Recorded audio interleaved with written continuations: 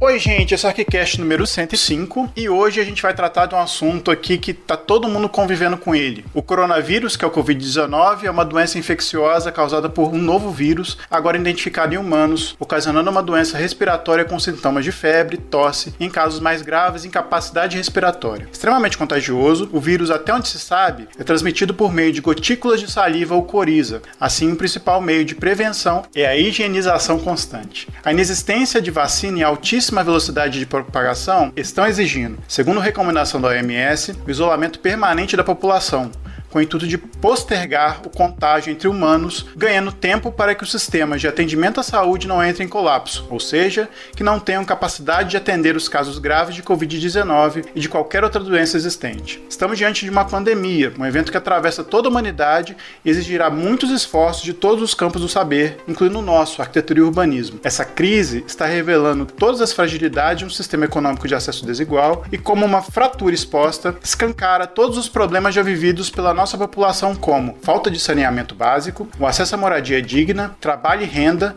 nessa ordem, impossibilidade de higienização, dificuldade para o isolamento familiar seguro e incapacidade de se manter em casa durante um período ainda incerto. As próximas semanas serão cruciais e colocarão todos esses inimigos na nossa porta. Hoje, a gente está aqui para, assim como os profissionais de outras gerações fizeram em tempos de crise, pensar e agir. Para isso, precisamos nos organizar, mobilizar, informar e propor o mais breve possível. Para ajudar a gente nesse momento delicado, a gente trouxe para a conversa a arquiteta urbanista Cláudia Pires, do IAB de Minas Gerais, e uma das signatárias da Carta Aberta Urbanistas contra o Corona.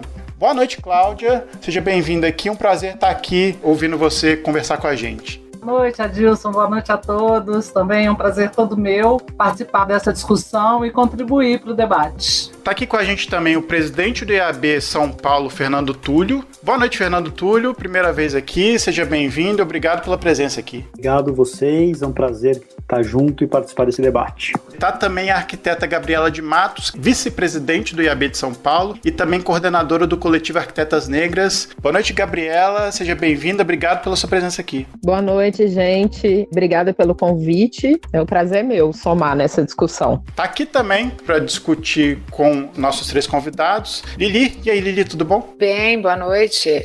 Vamos que vamos. Cheio de gente super especial aí para falar sobre um assunto fundamental. E Rafa. E aí, Rafa, tudo bom? Fala. Boa noite, pessoal. Obrigado, Cláudia, Fernando e Gabi, para participar aí dessa discussão com a gente e trazer boas ideias e bons planos aí que vocês estão tocando em frente. Então a gente agora vai para os e-mails, comentários e outras cositas más.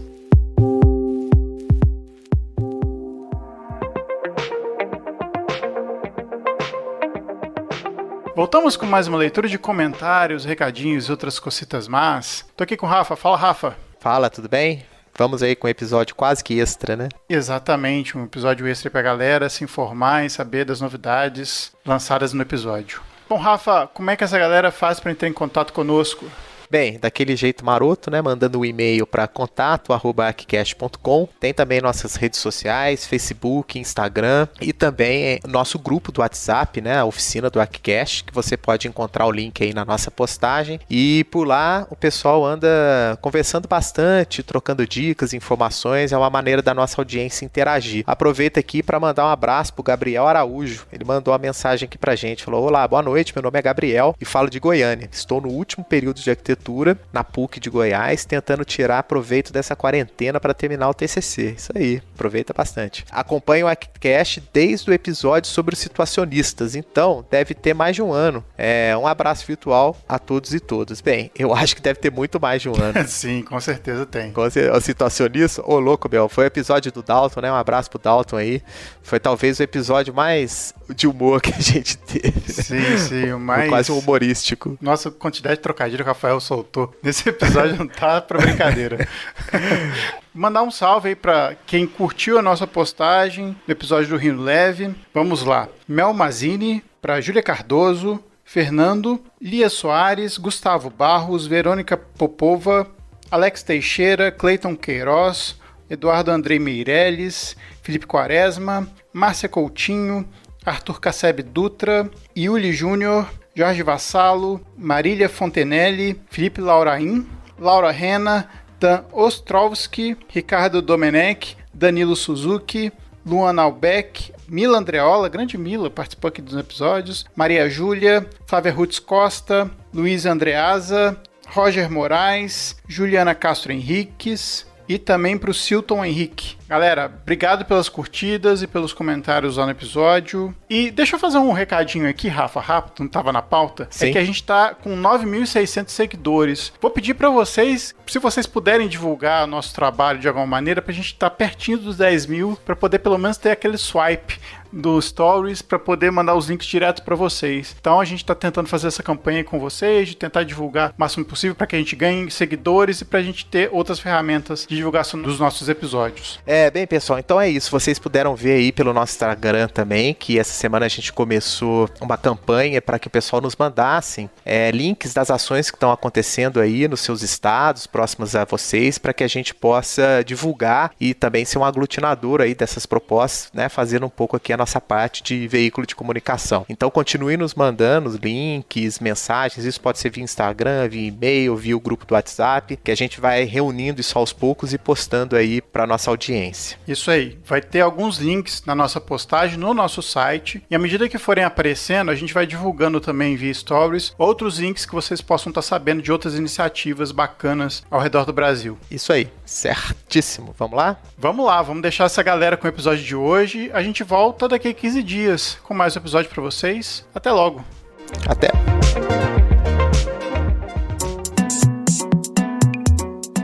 Bom, começando o debate aqui, o IAB, o Instituto dos Arquitetos do Brasil, que é uma organização civil de classe, da gente que é arquiteto e urbanista, está reunindo arquitetos voluntariamente de forma independente do Estado. Ou seja, as iniciativas do IAB estão representando as iniciativas da classe dos arquitetos e urbanistas do Brasil. Como o Instituto está se articulando nacionalmente para a gente ser um agente positivo para a sociedade nesse momento? Eu vou falar aqui, eu acho que em nome do Conselho Superior do IAB e da Comissão de Política Urbana, de que eu faço parte. Hoje eu trabalho junto com o Túlio, aí a gente soma esforços na Comissão de Política Urbana com uma agenda vastíssima, uma série de demandas, muitas delas baseadas nesse contexto da produção social da moradia e de grande parte dos conflitos sociais que nós temos em função do pequeno investimento público na área de habitação de interesse social, do problema endêmico brasileiro, que é a questão dos assentamentos precários e do baixo acesso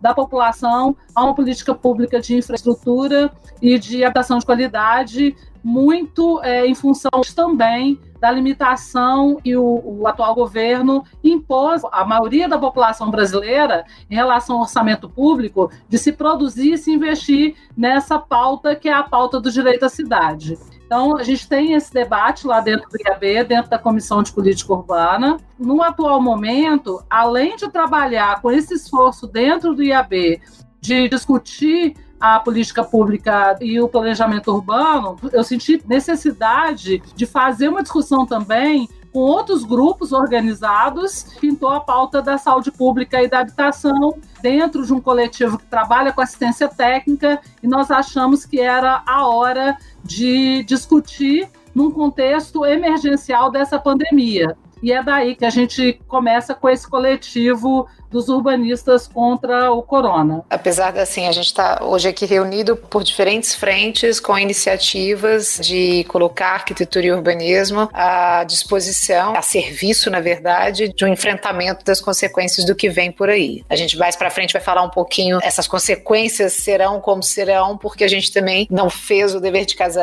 antes, né, em termos de políticas públicas de desenvolvimento urbano, na área de habitação e infraestrutura, como a Cláudia falou, mas o foco hoje é também naquilo que a gente pode fazer nesse curto prazo. Mas, ao mesmo tempo, a gente está falando aqui com 3 figuras que representam o Instituto de Arquitetos do Brasil, né, em diferentes estados. Então, nesse sentido, né, o Túlio em São Paulo, o Túlio e a Gabriela em São Paulo, a Cláudia em Minas Gerais já não estão à frente no Instituto, mas uma figura histórica, né, e atuando junto a esse grupo e essa iniciativa dos urbanistas contra o coronavírus. É uma oportunidade da gente também tentar entender, há um debate nacional via IAB, né, né, que está sendo articulado entre vocês. Como é que está isso aí nos bastidores? Porque as iniciativas estão aí, a gente vai falar sobre elas, mas elas estão expostas, né? E os bastidores, isso, como é que isso é gestado, assim, como é que isso está sendo articulado entre os diferentes institutos? Contar um pouco pra gente sobre esse impulso inicial, né, de como reagir a essa situação. Complementando o que a Cláudia trouxe anteriormente, logo que a crise se anunciou, uma primeira medida que foi feita no âmbito nacional foi acionar, né, o sistema judiciário, o Ministério Público, no sentido de alertar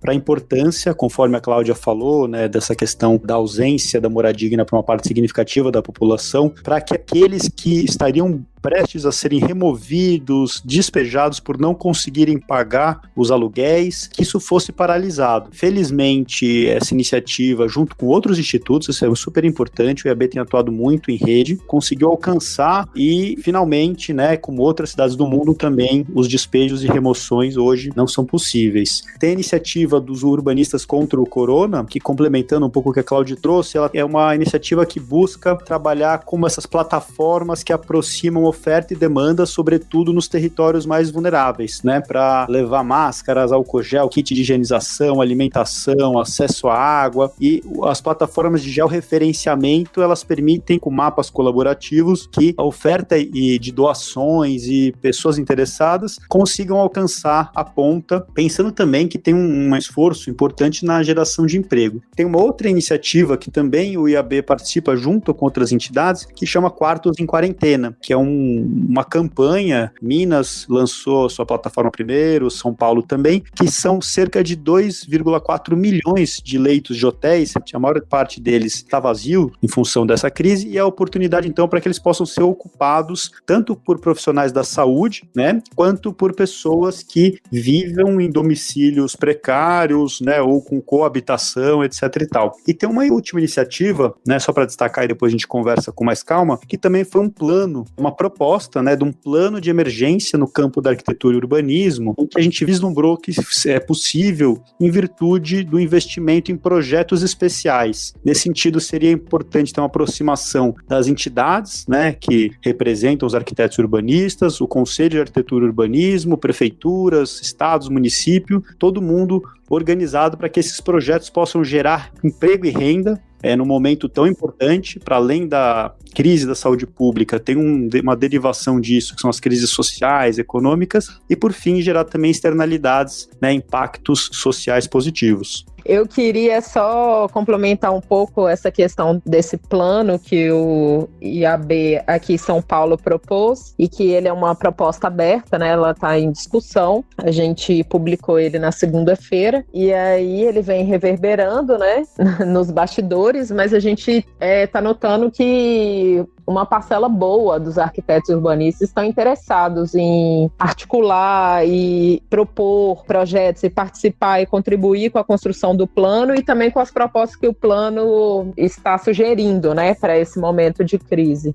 Eu queria acrescentar uma questão. Esse mapa colaborativo que a gente lançou através do Urbanistas contra o Corona, a gente achou também que seria necessário enfatizar dentro do nosso campo, da nossa prática profissional, a importância que a salubridade da habitação, a segurança habitacional, a segurança da moradia tem nesse momento para quem está isolado em casa. E a gente sabe que grande parte da população brasileira, aqui na região metropolitana, Belo Horizonte, em torno de 10 a 15%, moram em vilas ou aglomerados considerados precários do ponto de vista do acesso à infraestrutura. E no Rio, essa situação não é diferente dessa. Pelo contrário, a gente tem aqui o Complexo do Alemão, o Complexo da Rocinha, que por si só são áreas extremamente difíceis do ponto de vista do controle de problemas de saúde pública, como é o caso da tuberculose. Os maiores índices de tuberculose estão dentro dessas duas favelas. E aí, com coronas, entra a seguinte questão: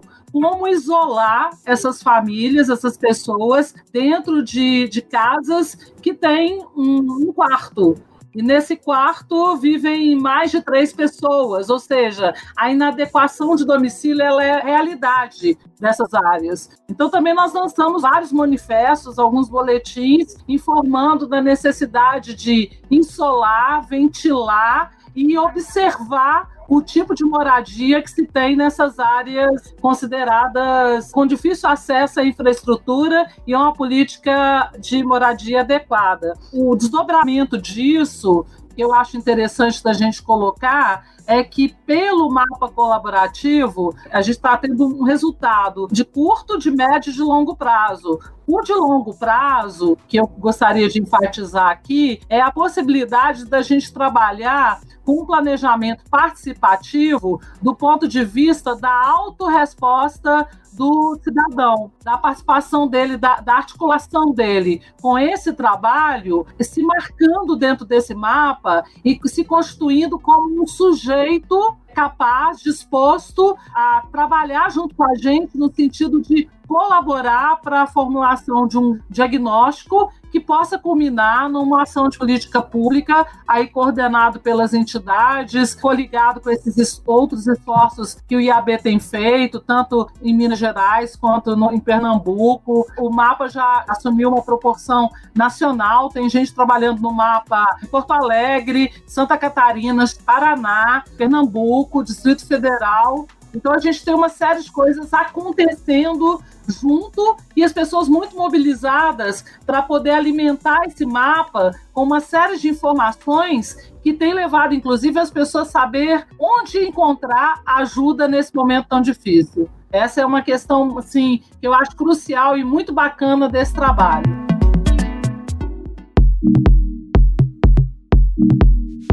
Você está falando dessas ações que, na sua visão, são longo prazo, mas parece que toda essa crise emergencial trouxe isso para uma necessidade imediata, né? Aquela história, né, que o que era importante acabou virando urgente, né? Tudo que deixou de ser feito, a discussão sobre saneamento, sobre déficit habitacional, tanto pela questão das unidades habitacionais, quanto da inadequação também, que é o que você citou, né? Isso faz com que mude drasticamente a agenda do urbanismo. Isso impacta diretamente na forma de nós profissionais agirmos e também na forma como novos arquitetos urbanistas estão sendo formados, né? Como é que vocês visualizam essa mudança de rumo drástica que a gente já viu que já vinha acontecendo há pouco tempo, sobretudo com a questão da assistência técnica entrando aí também por um topo de prioridade, mas agora isso se torna urgente. Como é que vocês visualizam que os profissionais de arquitetura podem organizar e sistematizar isso de uma forma que isso possa ser, de fato, efetivo daqui para frente? E aí acho que esses esforços, tanto dos urbanistas quanto Corona, quanto do Plano Emergencial de São Paulo, induzem um pouco essa reflexão. Como é que vocês acham que vai ser daqui para frente? Tem um desafio também que é bastante emergencial, que é a adequação, sobretudo de equipamentos públicos ou de edifícios vazios, para poder abrigar tanto hospitais de campanha, quanto serem abrigos, né, com uma mínima dignidade para pessoas que estão em situação de extrema vulnerabilidade. E isso demanda uma capacidade intensiva, né, no que a Cláudia falou, de diagnóstico de um problema, né, no desenvolvimento de projetos, e o projeto não pode ficar no papel, né, aquele espaço tem que ser transformado rapidamente para poder dar conta, ou seja, um hospital de campanha, um hotel readequado, para que vidas sejam salvas. Tem um outro assunto também que eu acho que é importante, e eu tenho acompanhado aqui várias cidades no mundo que também estão desenvolvendo manuais para orientar, por exemplo, um condomínio, né? Enfim, um edifício de apartamentos, como se portar, como que se organiza a vida de um condomínio para reduzir, né, a possibilidade de que uma doença contagiosa como essa seja transmitida? Como que a gente faz numa região metropolitana, mais de 20 milhões de pessoas, para poder comunicar essas pessoas, enfim, da necessidade de mudarem seus hábitos de vida? Então, assim, são algumas questões colocadas, e a perspectiva de um plano de emergência, ela vai muito no sentido de tentar financiar esses projetos emergenciais e que esses projetos eles sejam desenvolvidos em função da demanda pública dos municípios e estados que estão também com a sua capacidade técnica muito reduzida. A viabilidade disso depende muito nesse momento da capacidade de intervenção do Estado. Então o plano surge né, um plano aberto, como a Gabi bem disse, ele surge nesse contexto. Eu acho que se a gente pode tirar alguma coisa de bom e de vantagem nesse momento que a gente está vivendo agora, talvez seria isso, colocar essas pautas que sempre foram urgentes, né, que é o direito à moradia digna, que é o olhar do arquiteto e urbanista para essas aglomerações, no sentido de produzir mais estudos e diagnósticos para resolver o problema dos assentamentos no Brasil. Eu acho que talvez esse momento que esteja obrigando, né, a sociedade como um todo e a nossa classe a fazer esse tipo de reflexão, ele seja muito positivo por conta disso, sabe? Porque talvez a gente comece daqui para frente enxergar isso como um problema que a gente precisa resolver, mas também com uma forma de atuação mais próxima da gente, sabe? Tem uma questão que a gente pode recuperar de aí, é a questão histórica, né? Os arquitetos, eles estão muito escondidos na questão da cidade, ou seja, nós não estamos dentro da realidade do cotidiano das pessoas no dia a dia. Existe um distanciamento da profissão com a realidade de grande parte das pessoas que vivem em cidade. Apesar do nosso campo disciplinar, a nossa atuação profissional exige que a gente se aproxime dele. Então, quando a gente fala de espaço público, a adoção de políticas públicas que trabalhem com a infraestrutura, nós ainda não somos vistos pela sociedade como alguém que soma nessa discussão. Porque esse é um momento de inflexão e é um ponto de inflexão para a sociedade, para ela começar a nos ver como um agente importante no processo de mudança e de transformação do cenário urbano brasileiro. E isso vai ter que estar conjugado com uma ação emergencial também, de pensar de onde uma estratégia para que a gente tenha realmente em mãos os recursos que a gente precisa para poder transformar a realidade de milhões de pessoas. Eu falo de uma população de 210 milhões de habitantes, aproximadamente, onde 60% dessa população ganha até 3 salários mínimos, e isso impacta consideravelmente na sua capacidade de decidir sobre um financiamento habitacional ou sobre a conquista da moradia, sem que o Estado esteja junto financiando e subsidiando esse acesso a um direito que é constitucional. Então, o arquiteto agora tem esse papel. Ele tem um papel que ele precisa assumir e precisa deixar claro para o restante da sociedade que ele tem como intervir, ele tem como contribuir nesse momento para esse problema. Acho que também a função social da cidade, a função social da propriedade, a função social da água, dos recursos básicos, a função social da arquitetura, da ciência, tudo isso mostra seu valor. A gente, claro, precisa equilibrar, né, essas coisas todas, né, não é nem um discurso extremado para um lado nem para o outro, mas no momento da história que a gente vive, isso também vem à tona, né, a importância da solidariedade, do bem comum, né, e de como a gente precisa se organizar enquanto sociedade, e a reflexão disso no espaço demanda uma perspectiva renovada. Nosso ponto de vista aqui do Cash, né, eu, Lili e Rafa, a gente sempre conversa sobre a necessidade que a gente tem do arquiteto se reinventar, no sentido de que a gente precisa tomar o nosso lugar social mesmo, lugar que de alguma forma a gente estuda, a gente tenta, mas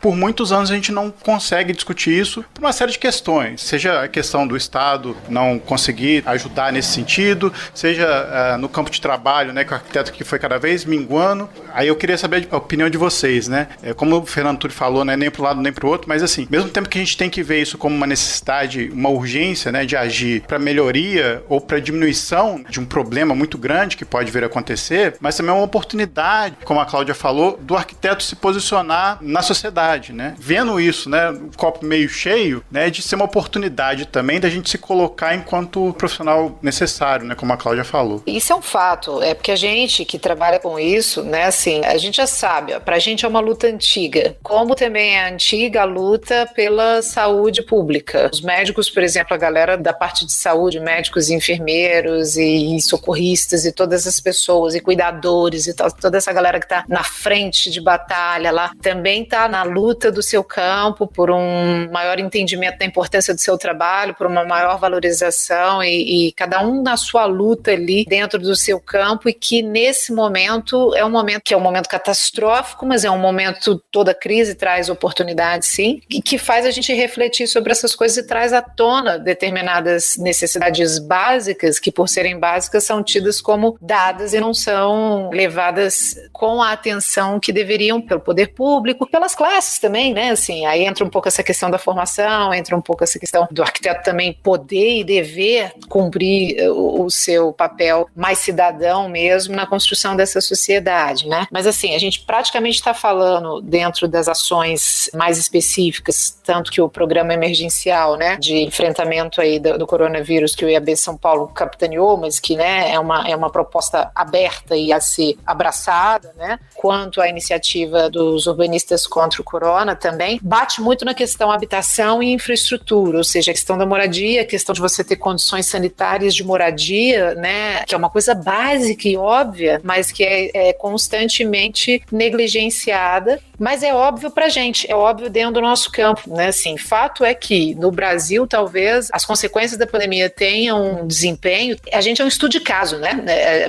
a gente vai ser um estudo de caso, porque eu acho que vai ser o primeiro país em que, até pelas suas características, né, tão populoso e tal, e com essas características de cidades informais ali, de desigualdade social tão aguda, que a gente ainda não teve isso dos outros países. A gente vai ser o primeiro, talvez, que isso vai atacar mais diretamente, está todo mundo olhando para cá para ver como que isso vai acontecer, como a Itália é um estudo de caso, né, como a China foi e tal, então assim, todo mundo se monitorando o tempo inteiro. E nesse sentido, para a gente, vai cair no colo exatamente essas questões que têm a ver com planejamento, que têm a ver com direito à cidade, que têm a ver com tecido urbano. Então, mesmo que a gente fale, né, assim, poxa, as ações emergenciais, elas vão ter que visar a questão, talvez, da moradia provisória, certo? Porque a gente não vai conseguir resolver a questão da moradia a curto prazo. E por mais que exista um discurso e uma agenda que a gente tem que defender, as ações para amanhã são mais importantes, né? A gente não viu hoje discutindo a questão dos R$600 que tem que sair amanhã. Não pode sair dia 10, né? Assim, como é que a nossa classe se comporta no curto prazo também? O que eu achei fantástico da iniciativa que vocês estão trazendo, e eu queria que vocês falassem um pouco sobre isso, é essa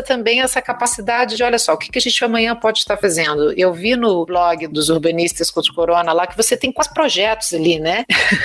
Tem croquis, assim, de pessoas estudando alternativas, assim, do ponto de vista local, ou seja, pensar em áreas ao redor dos hospitais, áreas vazias que vão poder servir para ampliação de leitos. São dois debates, né? Um debate de longo prazo que tem a ver com uma agenda que é uma luta de campo, mas que não é só nossa, né? Cada campo na sua especialidade está nessa mesma lenha e isso está explodindo tudo junto, né? Mas hoje também eu acho que a gente demonstrar a nossa capacidade de ação está na nossa capacidade de reação rápida, né? Na nossa capacidade de acesso e influência para tornar as coisas mais reais. Isso para mim é muito difícil de ver como é que a gente faz isso. Eu tenho o desenho da ampliação do hospital, como é que eu chego lá?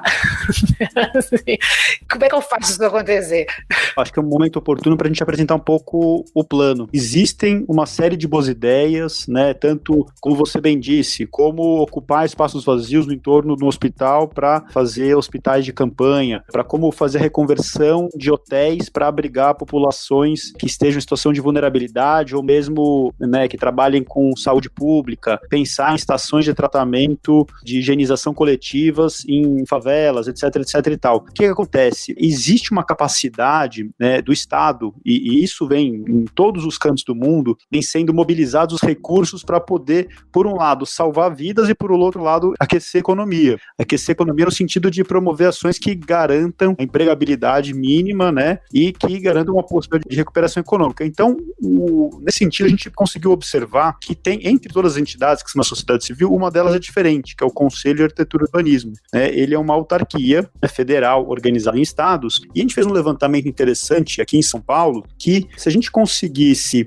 utilizar, né, o recurso que sobra quase todo ano, que a gente levantou os últimos 8 anos e são 9 milhões de reais, pode ser que a gente não use tudo, mas que a gente use 2 milhões, que é o valor que seria economizado se todas as reuniões fossem feitas online, né, uma mudança de paradigma. Se a gente pegar o recurso de outros estados, e além disso, se a gente pegasse o valor que sobrou dos últimos 8 anos, pelo menos 50%, 60%, isso daria 90 milhões de reais. Ou seja, somando tudo, aproximadamente 100 milhões de reais que poderiam ser investidos por meio de editais que financiariam projetos especiais voltados ao atendimento de demandas urgentes apresentadas por entidades do terceiro setor, por municípios, pelo Estado. A gente teria uma capacidade, né, se cada um projeto desse tivesse um custo de em torno de R$ 4.500, de financiar 23 mil desses projetos, né? E a gente fez uma simulação que se esses 23 mil projetos, por exemplo, fossem de ATIS, que não é o caso, a gente tem que entender que tem que diversificar, a Gabi falou disso, que é um projeto aberto, muita gente está colaborando,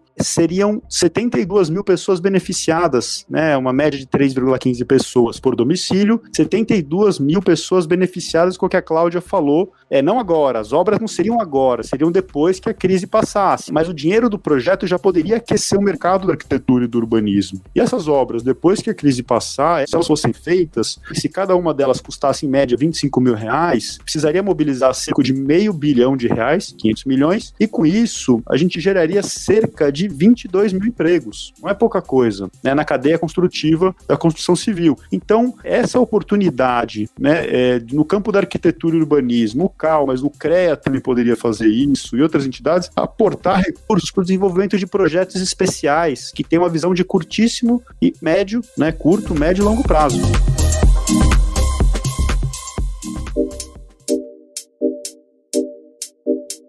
Para além disso, né, eu tenho visto grande parte do tempo que eu fico em casa, as entrevistas de pessoas, os noticiários, né, e os programas de entrevista, e eu observei um negócio interessante, é que não existe arquiteto falando, não existe. Quem perguntou aos arquitetos o que fazer com uma cidade com problemas como os que a gente tem aqui? Então, por exemplo, você está falando com infectologistas, está falando com médicos, com paramédicos, com biólogos, com engenheiros ambientais, geógrafos, sociólogos, assistentes sociais. Ninguém pergunta nada para o arquiteto. Eu estou rindo para não chorar, é verdade. Uma constatação horrível, mas é total. Não chora não, Lili. A gente tem que ficar aqui firme, aguentando esse momento. É um momento crucial para a nossa vida profissional, onde ninguém pergunta nada para a gente. Mas, Cláudia, isso é o retrato do que você falou mais cedo. A gente não é reconhecido como uma profissão que está nesse lugar, no lugar dessa discussão, como uma profissão que faz a leitura da transversalidade de todos esses assuntos, né? A gente não está nesse lugar. Infelizmente, a gente não é reconhecido assim, né? Quando eu estou falando dessa questão dos projetos, né? Quando a gente fala isso dentro do nosso meio... Tem gente que acha absurdo, né? A gente se acha estranho, porque o próprio arquiteto ele está acostumado a ficar teorizando sobre a matéria. E você concretizar isso no espaço, a nossa função é concretizar, é trabalhar com aquilo que nos foi dado em termos de formação, que é generalista, ela é abrangente, mas ela tem um foco que é o da ação, é o foco dentro do problema. E aí, nesse momento, aí eu fico lembrando lá do início do século também, os urbanistas eram os médicos. Eu não sei o que os arquitetos estavam fazendo na época também, né? Estavam tentando construir planos de embelezamento para cidades, chegavam no momento para fazer a maquiagem, mas no sentido de trabalhar com aquilo que era problema na cidade, que eram as pessoas morrendo por causa das epidemias, e hoje a gente está passando por isso de novo, nós ficamos um pouco à parte dessa discussão. Eu acho isso tristíssimo, eu fico muito chateada, chegar num momento desse sem ter 11 anos depois da Lei de Assistência Técnica aprovada, 10 anos depois do Conselho, e a gente ainda não ter conseguido uma posição de destaque na matéria quando o assunto é cidade e quando o assunto é meio ambiente urbano, eu considero assim um fracasso profissional. Eu acho que a gente tem que começar a juntar as nossas forças no sentido de reverter esse quadro. E aí, quando o Túlio fala dessa proposição, eu acredito que ela tem que ser agarrada assim, com todas as forças e a gente conseguir apoio aí dos profissionais da saúde pública, porque saúde pública não se faz dando remédio, mas prevenindo a doença.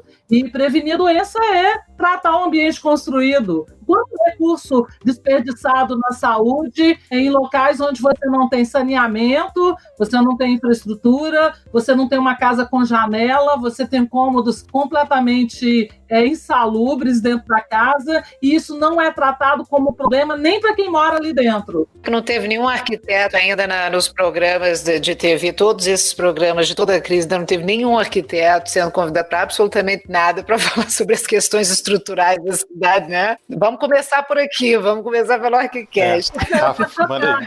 Dentro disso tudo eu tenho um palpite que puxa lá o gancho quando o Adilson falou. Meu palpite, eu já falei isso aqui outras vezes, eu acho que como tudo tem a ver com educação, o problema está dentro das escolas de arquitetura também. É algo que daria para você modificar de uma forma relativamente veloz. As nossas escolas de arquitetura ainda, em sua maioria, ainda estão extremamente defasadas no ensino. A gente ensina arquitetura ainda como se estivesse ensinando arquitetura no século XIX, né? Eu acho que é o momento dos coletivos, desses grupos que estão se reunindo e arregaçando as mangas, entrar de pé na porta das instituições de ensino e a gente revirar esse caldeirão. Aí sim a gente vai formar, né, profissionais capazes de assumir esse lugar de destaque, de fala em situações como essa que a gente está vivendo. Eu posso concordar e dizer que não é só o problema da formação, não é só ensinar como se a gente estivesse no século XIX. É ensinar no século XIX e ainda tratar como se a gente estivesse na Europa, né? Com muito pouco comprometimento com as nossas questões aqui sociais. Então, tem esse problema aí. Isso é muito longo, eu não acho isso tão fácil de resolver, assim, porque é cultural, né? Assim, é anterior à formação. A formação é o que é porque a cultura, né, assim, do que é arquitetura era essa e sempre foi, né? Assim, é uma batalha, né? Assim, o campo do ensino, ele responde ou ele propõe, né? Ele é propositivo ou ele é reativo, assim, né? Num momento como esse. Quando ele nasce fornecendo profissionais para uma determinada mentalidade, né? Então, assim, a mentalidade e o entendimento do que o arquiteto faz, ele vem antes das normativas de ensino e das agendas de ensino. É claro que, assim, um ensino universitário, por exemplo, né? Assim, você dentro de uma universidade em que você tem a obrigação de produzir conhecimento, você entender aquilo como uma ciência, você entender aquilo como uma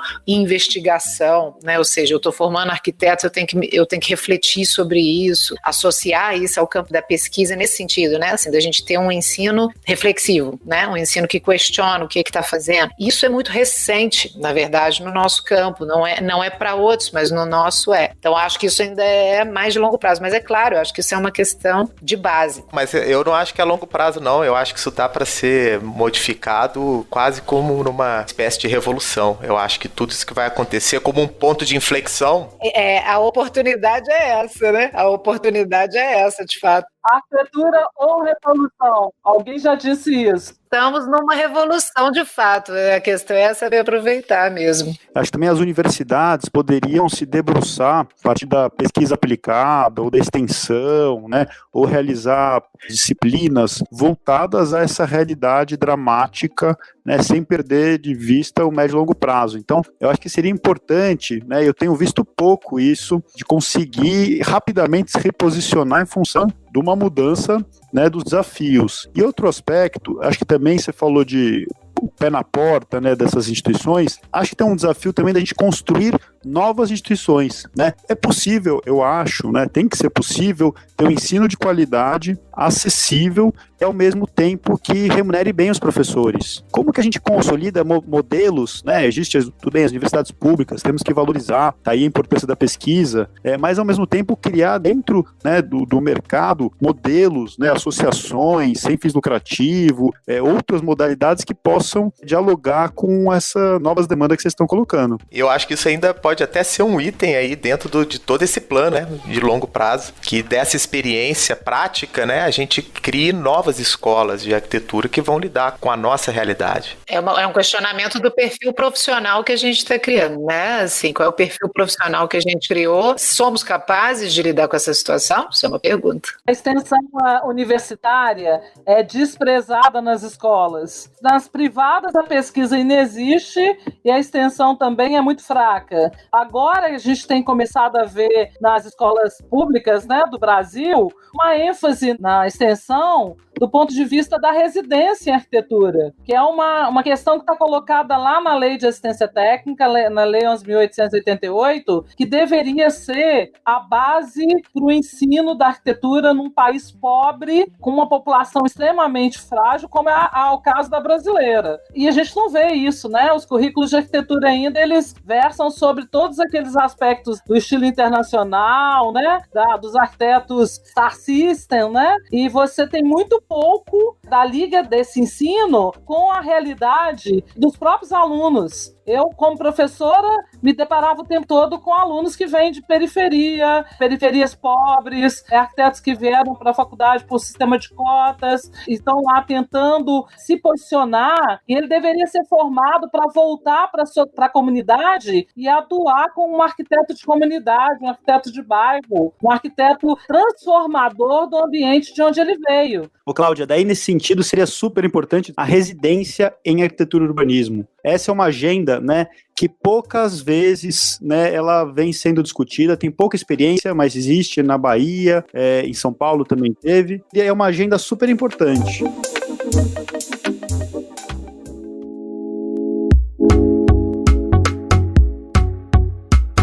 A gente não viu, por exemplo, que nem a Cláudia comentou, nenhum arquiteto e urbanista para falar dos problemas que a gente está enfrentando agora. E o IAB, fazendo essas propostas, né, propostas de plano, seja de plano, de engajamento e tudo mais, eu imagino que o IAB tenha pensado também no seu próprio papel de mobilizador, né, dos arquitetos urbanistas, e queria saber se o próprio IAB tem pensado nas formas como ele pode apresentar a profissão e atuar como também como uma espécie de demanda de nós arquitetos quanto um espaço, seja um espaço na mídia, seja um espaço de discussão para as políticas públicas. Eu imagino assim, tem as propostas, mas assim, o IAB também tem refletido a respeito disso nesse momento? O IAB, ele é uma entidade à parte ainda nessa questão. Eu tendo a crer que tá chegando gente nova. Túlio, eu já tô me colocando como velha, tá, Túlio? Não liga não. Gabi, o pessoal mais novo agora que tá chegando, que tenha uma mentalidade diferente daquela que tá lá reunida ainda nos nossos departamentos, nossos conselhos superiores, e que ainda valoriza muito essa arquitetura do autor, né? A arquitetura que é feita sob as bases aí das escolas, sei lá, valoriza. Eu vi outro dia aí a discussão, sem tirar o mérito, né, feita pelo Renato Anelli com o Abílio, né, bem legal, sobre a arquitetura do Rino Leve, né? Então, assim, eu gosto bastante, estudei isso na escola de arquitetura, mas a gente não vê uma transcrição do problema brasileiro atual dentro das escolas de arquitetura, e a gente tem uma dificuldade muito grande de propor para o momento. Eu fico muito preocupada com isso. Eu fui lá me reunir com o pessoal da Fiocruz, por exemplo, do Sindicato de Arquitetos do Rio de Janeiro, para discutir a questão da assistência técnica, porque eu não consegui enxergar uma abertura maior dentro do Instituto de Arquitetos do Brasil para isso. Túlio aí, até colocando, Túlio é presidente do departamento, é uma liderança nova, expressiva dentro do IAB. Eu acho que essa questão tem que ser colocada como sendo, assim, a questão fundamental, a questão central do nosso plano de trabalho para uma entidade que vai fazer 100 anos ano que vem. E aí, se associando aí com as experiências da Paraíba, com o escritório modelo lá da cidade de Conde, toda a experiência levada pelo Gilson Paranhos em Brasília, toda a questão discutida da arquitetura para a sociedade, feita lá no Congresso Brasileiro de Arquitetos em outubro do ano passado. Quer dizer, a gente tem que pegar essa discussão e colocar a ênfase que ela necessita ter nesse momento dentro do IAB. E aí eu acho que a partir dessa inversão de pauta, e essa pauta mais voltada para a sociedade brasileira, nós vamos começar a ter uma aproximação maior desse indivíduo, desse arquiteto que está saindo da escola e que está se sentindo meio perdido dentro dessa atual conjuntura, sem mercado de trabalho, sem perspectiva e sem oportunidade. A entidade tem tudo para, assim, ser a entidade que vai fazer a discussão dessa mudança, tá? De paradigma, inclusive, na sociedade brasileira, né? Do arquiteto ser considerado uma figura importante dentro da conjuntura brasileira nesse momento. Nós somos muito respeitados. O Instituto de Arquitetos do Brasil é uma entidade respeitada nacionalmente e internacionalmente, mas ainda a gente tem que pegar essa liderança que o IAB tem entre outras entidades e a imagem que ele tem e ele passa para a sociedade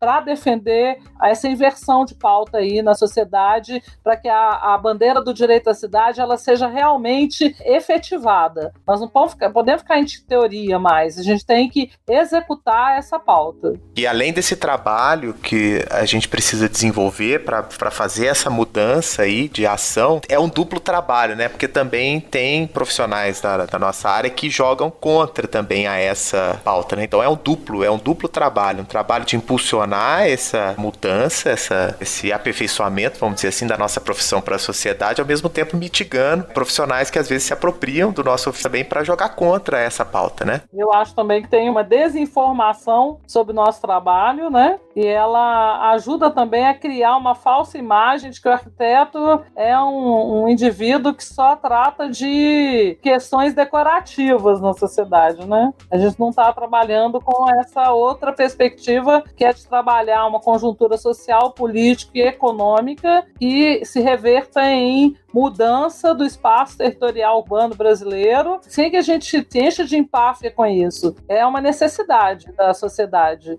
E a nossa contribuição política para essa realidade é atuar nessa conjuntura, né? Na carta contra o Covid, né? A carta aberta do Urbanistas, como também no plano emergencial, assim, até por se tratarem de respostas reativas, né, ao momento que a gente está, elas são objetivas, né, sobre como agir nesse curto prazo. A carta foca em duas ações, né? Uma de 2 eixos, né? Vocês chamam o de proteção e o de atendimento. Então você tem 2 demandas, uma de proteger e o outro também de atender. Algo que você possa fazer para minimizar e algo que você tem que fazer porque já aconteceu, né? E em 3 temporalidades diferentes, né? A emergencial, um médio prazo e um longo prazo. Isso esclarece muito, assim, as diferentes ações que podem ser feitas dentro do nosso campo por profissionais da nossa área, né? E que vão dar uma resposta, podem dar um apoio, uma resposta mais imediata às coisas que estão acontecendo, contribuindo de fato para nossa, por consequência, né, para nossa melhor inserção nessa realidade urbana que está carecendo de profissionais como nós, que, como a gente já falou,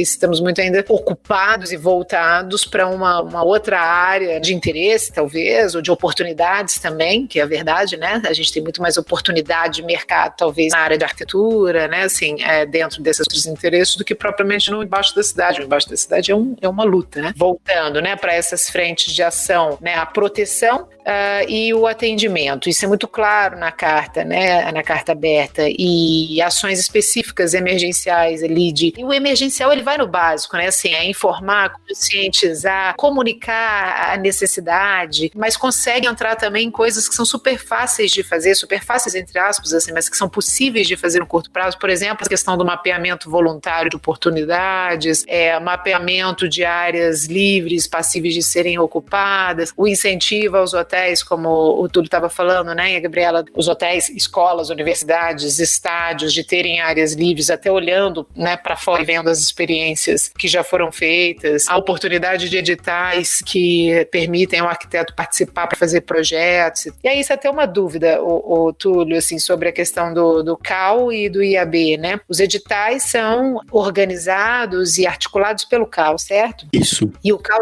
já tem uma estrutura para esses editais emergenciais. Isso já é algo previsto dentro do estatuto, isso já é uma ferramenta ali prevista dentro, inclusive do ponto de vista orçamentário, assim, para ter essa verba alocada para isso. E, por exemplo, se eu tiver um projeto que eu acho que é de fácil execução, eu sou capaz de amanhã entrar no site do CAL e entrar num edital desse perfil, ou isso é algo que está sendo construído? Vamos tentar deixar claro para quem está ouvindo, assim, como que eu atuo, entendeu? Assim, se eu quiser amanhã ajudar, além de entrar no site, né, a gente vai deixar os links todos ali, em que isso que a gente está falando está mais pormenorizado, né? Mas amanhã eu querendo ir, o que eu faço? Do ponto de vista do edital, é uma dúvida que eu tenho. Isso já está aberto, né? Eu já posso fazer? Então, como que funciona? Quem lança esses editais é o CAL, né? Mas o CAL, ele tem uma instância que é formada pelas entidades de arquitetura e urbanismo. Então, no caso de São Paulo, é o CEA, o Colégio da Entidade de Arquitetura e Urbanismo, e que o IAB, a FENEA, o SASP, várias entidades, né, a ABAP dos paisagistas, elas fazem parte. Então, com isso, né, a nossa contribuição vai muito nesse sentido. O CAL, em geral, realiza editais voltados ao ATIS, né, assistência técnica para habitação social, editais de patrocínio para projetos culturais ou voltados à formação profissional. E nesse caso, a única diferença que a gente está propondo é que seja um edital focado em assuntos que a ordem do dia, né, que as emergências nos apontam, né? Então já existe toda uma cultura de edital, seria importante mapear exatamente os recursos disponíveis para isso, definir o escopo, né, os itens certinho, e então lançar, né? Em geral é feita uma consulta pública, também para que a comunidade arquitetônica e a sociedade em geral possa contribuir, e nesse sentido, já que é uma proposta que vem sendo debatida no âmbito do IAB São Paulo, a gente lançou para debate uma proposta aberta e criou um formulário online para que as pessoas possam apresentar sugestões. Então no site do IAB de São Paulo já tem, né, esse formulário, quem puder ler a proposta e apresentar sugestões, a gente vai consolidar e debater essa semana que vem ainda, e aí sim apresentar formalmente ao Conselho, mas ao mesmo tempo, o Conselho, nessa perspectiva, desenvolveria os projetos especiais de emergência, né? Seria importante ter uma articulação também com municípios, com o governo do estado, né, e para poder viabilizar, eventualmente também o governo federal, viabilizar essas ações, para não ficar só no papel. A gente já conversou com algumas prefeituras do estado de São Paulo, tem um diálogo aberto também com o governo do estado, e há muito interesse nesse momento da gente tomar todas as medidas possíveis para enfrentar essa crise. Então tem muita abertura, tem um espírito de colaboração. Nesse sentido, o IAB está super infiltrado, porque a Cláudia estava falando do reconhecimento que o IAB tem, isso é um fato, né? E tem cadeira em conselhos, né, municipais aí de diversas cidades, seja na conselho de habitação, conselho de planejamento urbano, ou seja, é usada essa rede, né, dessa teia, né, de influência e de penetração para poder estar oferecendo esse tipo de apoio, né? E para poder obter as informações necessárias, por exemplo, essa coisa do cadastro dos municípios também, né, sobre as prioridades básicas de cada município com relação a essa questão mais emergencial, seja para mapear áreas mais vulneráveis ou para outras questões, isso também me parece fundamental, né, para poder alimentar, inclusive, os próprios editais, né, e as próprias oportunidades de financiamento. O que eu queria colocar nessa questão que o Túlio falou sobre financiamento, né, os editais do CAL, eu sempre faço uma provocação dentro do IAB, que eu acho que a gente tem uma rede muito forte no território nacional que nos permitiria nos autofinanciar. Eu acho que ainda a gente explora isso muito pouco. O IAB, pela sua própria configuração, ele é uma rede potente que pode, por exemplo, puxar o microcrédito orientado, fundos colaborativos de desenvolvimento de projeto, apoio cultural e apoio à assistência técnica. A gente não usa isso, então eu acho que esse momento também é um momento para a gente avançar nessa discussão e trazer para o IAB essa possibilidade, se articulando inclusive com as outras entidades nacionais, com a FNA, a ABEA, aquelas entidades que têm mais liga com a gente. E os movimentos sociais que estão lá na ponta, demandando, e a gente sabe que se formos esperar todo o financiamento público para resolver o problema da habitação no Brasil, a gente vai demorar séculos para resolver. Eu concordo com a Cláudia, eu acho que essa é uma oportunidade boa para a gente colocar em prática não só esse plano, né, que tem esse caráter emergencial, mas também um novo modelo de prática de arquitetura, que vai muito aí no sentido do que a Cláudia está falando, né? Todas essas articulações, né? Essa atuação em rede, eu acho que é uma boa oportunidade, sabe? Pra gente fazer isso. É super interessante essa colocação da Cláudia e da Gabi, porque assim,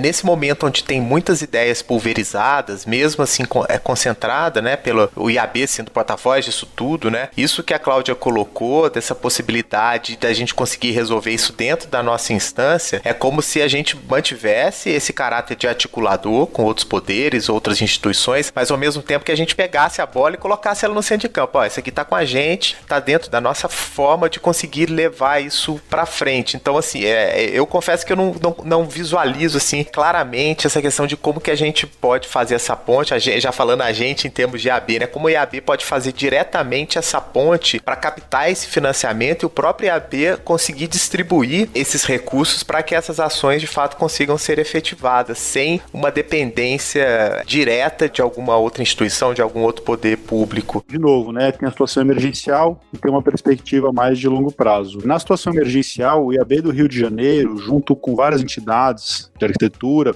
lançaram um fundo agora, uma vaquinha, para arrecadar recursos, né, para ações ali naqueles dois eixos. E no médio e longo prazo, eu não vou dar o spoiler aqui muito grande, mas enfim, a Gabi também está acompanhando, a gente está desenvolvendo uma plataforma para tentar, que a gente teve o Uber, Airbnb, várias plataformas colaborativas, né, que nem sempre são tão colaborativas assim, né, e tem problemas também em relação ao emprego, mas a gente está tentando criar uma plataforma, né, sem fins lucrativos, que possa criar um matching entre quem financia, quem faz o projeto, quem presta o serviço, né, e a demanda, tanto demanda de mercado, quanto demandas sociais, quanto demandas que venham de convênios com o poder público. A gente está desenvolvendo essa plataforma, estamos numa fase já de captação, né, depois já desenvolver uma versão beta e, enfim, estamos aí correndo para transformar essa realidade. Diminuir essa lacuna que existe entre nós, profissionais, e o público que mais precisa dos nossos serviços e não consegue nos acessar, né? Então, essa plataforma, ela tem esse intuito entre, né, todos os intuitos, esse, para mim, é o mais interessante, porque esse é um problema que a gente, enquanto classe, né, de arquitetos e urbanistas, a gente tem há muito tempo e a gente não consegue, assim, apesar de todos os esforços do Conselho, do IAB, das universidades, a gente tentar se aproximar dessa demanda, dessa população que não consegue acessar os serviços de qualidade, né, de arquitetos e urbanistas. Eu acho que essa plataforma, ela atua muito nesse sentido, sabe, de diminuir essa distância. Eu ainda vou insistir numa outra questão aqui em relação aos números e à nossa potência. Nós somos 160 mil arquitetos no Brasil. Hoje, alguém do grupo do IAB discutiu sobre 2 arquitetos que estão fazendo máscaras para poder ajudar os profissionais de saúde a se protegerem contra a contaminação do Covid. A gente está esperando que o governo faça uma chamada para comprar essas máscaras. A gente vai pedir para o governo para que o governo compre essas máscaras. Ótimo! Eu sou uma entusiasta do Estado, atuante, forte, regulador, mas eu acho que do outro lado nós temos uma potência reprimida tanto na categoria de arquitetos quanto nos movimentos de moradia que eu enfatizo, não é utilizada. Eu trabalho com um grupo de moradia em Belo Horizonte, onde a gente fundou um fundo colaborativo. Nós descobrimos o seguinte: nós temos 12 mil famílias no movimento de moradia esperando habitação. Se essas famílias conseguirem se organizar minimamente para constituir um fundo, elas, no decorrer da vida, se autoajudam e conseguem contribuir para melhorar as condições de moradia, fazendo com que o fundo colaborativo ou uma rede de microcrédito financie os seus projetos. E, ao mesmo tempo, articule essas famílias para buscar o dinheiro que ela precisa para as políticas públicas de moradia dentro das instâncias governamentais, onde eles também têm capilaridade. No caso do IAB, o Túlio falou dos números do chamada pública dos arquitetos, 161 mil arquitetos colaborando para um fundo com R$1.000, são 161 milhões. Isso é a nossa potência, entendeu? Isso ajudaria a trabalhar com vários projetos de interface comunitária com um apoio e uma constituição oriunda do próprio IAB, já que a gente é uma entidade sem fins lucrativos e a gente não tem capacidade de reversão de recursos para editais ou para financiamento de qualquer natureza. Mas nós temos capacidade de articular as pessoas em torno de uma ideia, de uma proposta.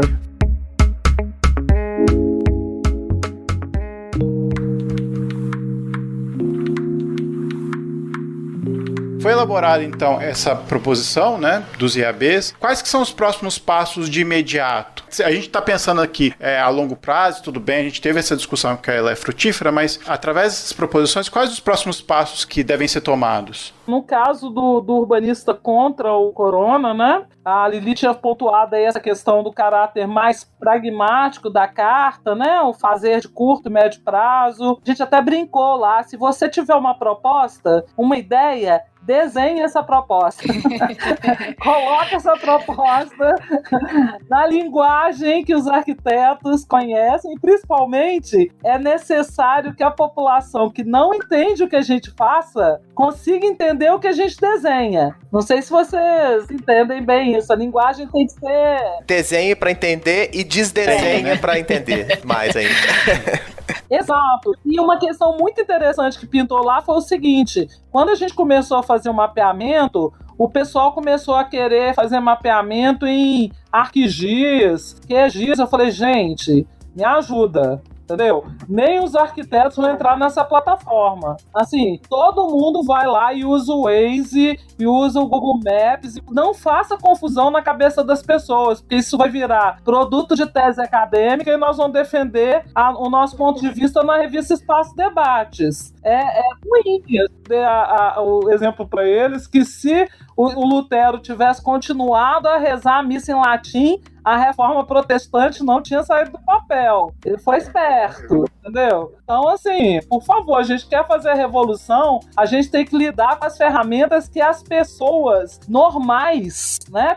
Arquiteto não é tão normal assim, elas se utilizam, usam no dia a dia e compreendem. E os nossos desenhos também, a nossa linguagem, ela tem que ser assim, muito pouca frase, né? Muito pouca elaboração intelectual e mais desenhos, mas desenhos que as pessoas consigam se apropriar deles e consigam entender o nosso recado. Eu acho que essa é a questão central do trabalho que a gente está fazendo lá dentro desse grupo de urbanistas, que é replicar. Tudo que a gente fizer tem que ter uma replicação nos movimentos de vilas e favelas, nos coletivos da CUFA, a Central de Moradores de Favela, mídia de favela. A gente coloca isso lá e pede para eles olharem, pergunta se entenderam e aí pede para replicar. Eu acho que essa que é a questão central aí desse trabalho. Nesse momento, o nosso maior aliado são as pessoas que estão lá na frente e que vão ser vítimas dessa pandemia. Pode ser eu, pode ser você, mas aquela pessoa que vive lá em São João do Meriti, na Baixada Fluminense, na Vila Tiradentes, ou na Rocinha,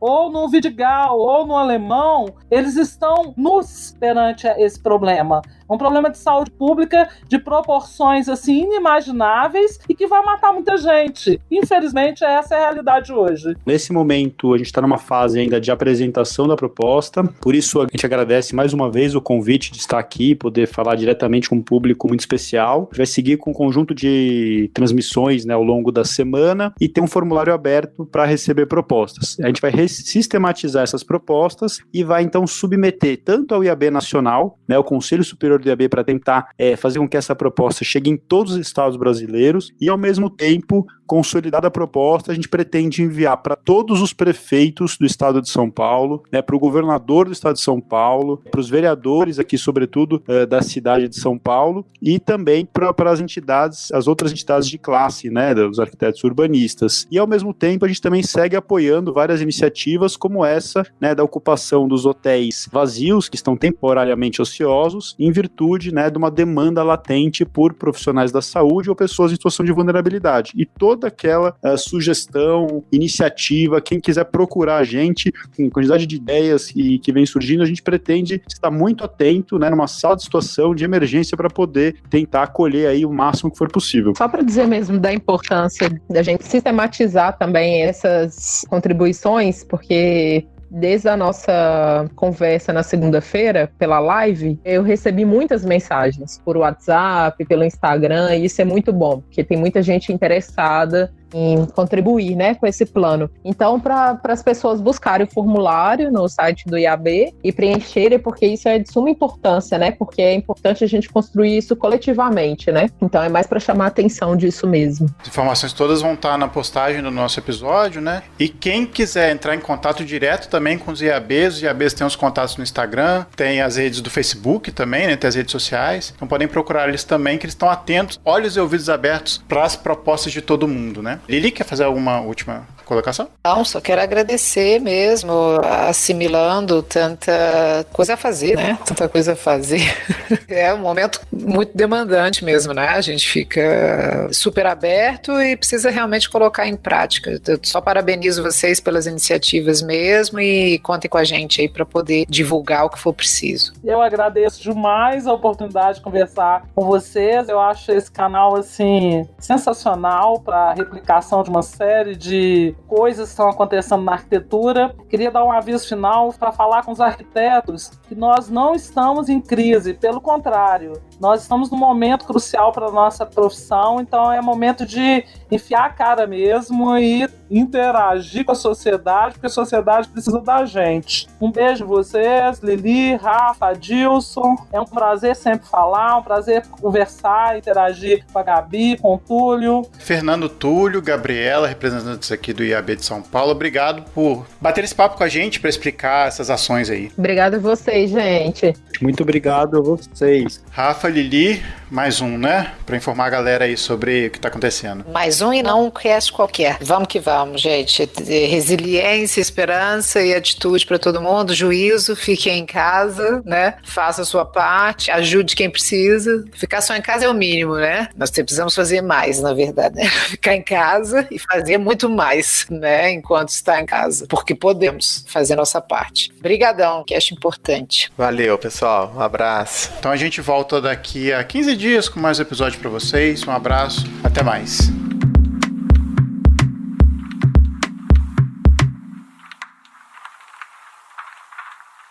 Coronavírus, o que você precisa saber e fazer. Ele é transmitido pela saliva, espirro, tosse ou aperto de mãos. Os sintomas mais comuns são febre e tosse ou dificuldade para respirar. Para se prevenir, lave sempre as mãos com água e sabão ou use álcool em gel 70%. Ao tossir ou espirrar, cubra nariz e boca com lenço ou com o braço, nunca com as mãos. Evite aglomerações. Mantenha os ambientes limpos e ventilados, não compartilhe objetos de uso pessoal, evite abraços, beijos e apertos de mãos. Caso apresente os sintomas, ligue 136 ou procure um posto de saúde. Ministério da Saúde, Governo Federal.